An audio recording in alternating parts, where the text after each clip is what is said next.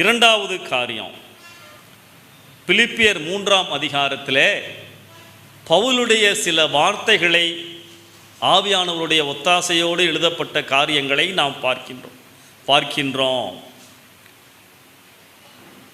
5-6 வசனங்களிலெல்லாம் அவர் இதுவரைக்கும் எவைகளையெல்லாம் தனக்கு ஆதாயமாக லாபமாக நினைத்தாரோ, ஒரு பட்டியலே போடுறார் இல்லையா?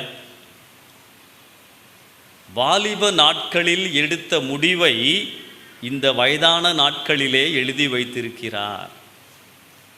சிறைச்சாலையிலே தன்னுடைய ஊழியத்தினுடைய கடைசி நாட்களிலே பிலிப்பிய நிருபத்தை அவர் எழுதினார்.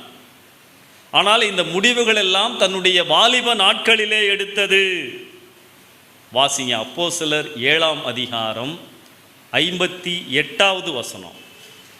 அப்போஸ்தலர் 7:58.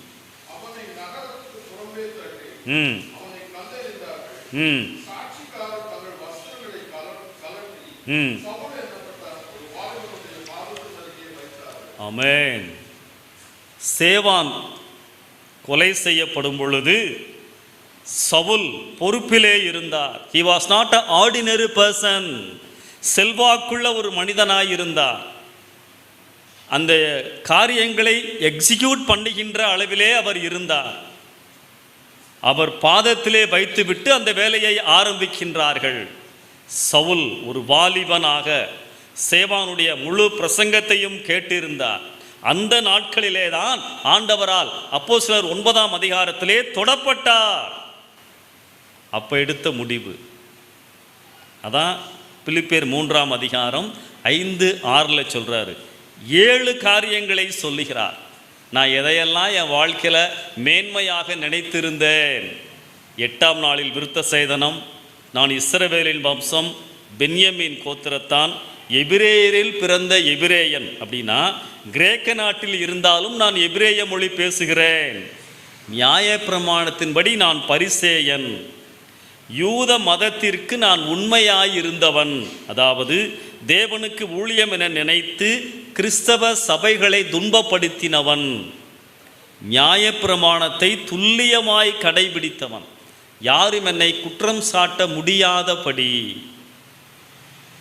இதைத்தான் அவர் தன்னுடைய ஆவிக்குரிய வாழ்க்கையில் உயர்வாய் நினைத்திருந்தார். இது போதும். ஆனால் என்ன எழுதுறாரு? ஆண்டவர் என்னை தொட்டு விட்டார், என் பாதையை மாற்றி விட்டார். தமஸ்கு வீதியிலே ஆண்டவர் என்னை சந்தித்து விட்டார். தவறான பாதையிலே ஓடிக்கொண்டிருந்தேன், என்னை தொட்டு திருப்பி விட்டு விட்டார். எத்தனை பேருக்கு இந்த அனுபவம் உண்டு? இயேசுவால் தொடப்பட்ட அனுபவம், திருப்பி விடப்பட்ட அனுபவம், சிலுவையை நோக்கி நான் திரும்பி விட்டேன். அப்ப எழுதுறாரு, இவ்வளவு நாட்கள் நான் எவைகளையெல்லாம் லாபம் என்று நினைத்தேனோ அவைகளையெல்லாம் குப்பையாக, நஷ்டமாக எண்ணுகிறேன். எதற்கு தெரியுமா? என் இயேசுவை நான் அறிவதற்காக. அல்லேலூயா. உறவில் இயேசுவுக்கு முதலிடம் கொடுத்த பவுல் 2வது ஆலோசனை. என் வாழ்க்கையில் இயேசுதான் பிரதானம்.